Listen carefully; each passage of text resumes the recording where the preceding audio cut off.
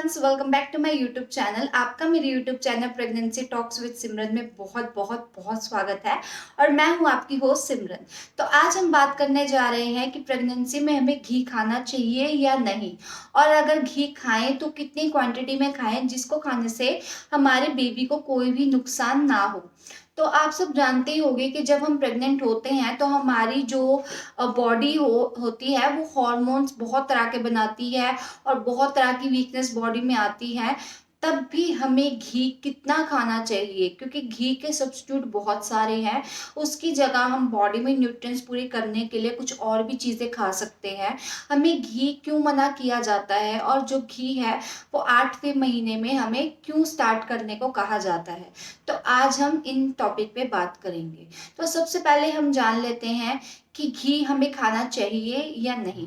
तो देखिए गाइस, जब हम प्रेग्नेंट होते हैं तो कुछ चीज़ें ऐसी होती हैं जिसको खासकर हमें मना कर दिया जाता है, चाहे डे टू डे लाइफ में उसकी न्यूट्रिएंट वैल्यू बहुत ज़्यादा हो, बट वो चीज़ें हमारी बॉडी के लिए उस टाइम अच्छी नहीं होती, ना हमारे बेबी के लिए अच्छी होती है। तो जो चीज़ हमारे बेबी को नुकसान पहुंचाती है तो डॉक्टर हमें रेकमेंड करते हैं कि वो चीज़ें हमें नहीं लेनी चाहिए। तो घी अगर हम ज़्यादा क्वांटिटी में लेते हैं तो उससे हमारे बेबी को नुकसान होने का खतरा है, क्योंकि घी जो है वो एक गर्म चीज़ों में आता है, और गर्म चीज़ें लेने से हमारे मिसकैरेज का खतरा बढ़ता है। अगर कोई भी चीज़ आप ज़्यादा क्वांटिटी में लेते हो तो वो आपकी बॉडी को नुकसान ज़रूर पहुंचाती है।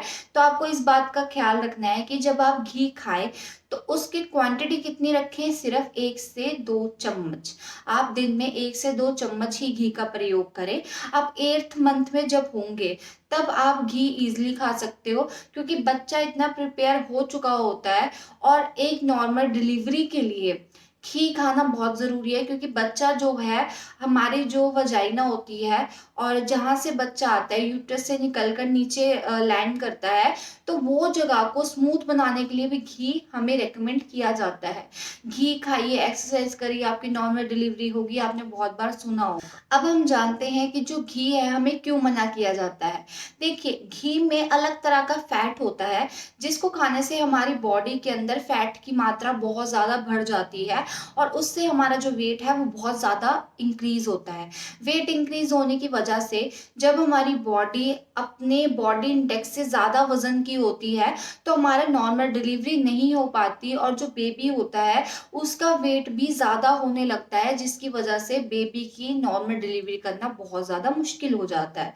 तो अगर आपकी बॉडी में फैट होगा, फर्स्ट ऑफ ऑल आपकी नॉर्मल डिलीवरी नहीं हो पाएगी। सेकेंड थिंग, आफ्टर डिलीवरी, आपका सी सेक्शन के बाद अगर डिलीवरी होती है तो वो डिलीवरी में भी आपका बाद में फैट कम करना एक तरह से इम्पॉसिबल हो जाता है। और थर्ड थिंग है कि जब हमारा वेट बढ़ता है और हम ज़्यादा घी खाते हैं, उससे हमारी बॉडी में लचीलापन आता है, जिसकी वजह से हमारे बेबी की प्री मिच्योर डिलीवरी होने के चांसेस होते हैं।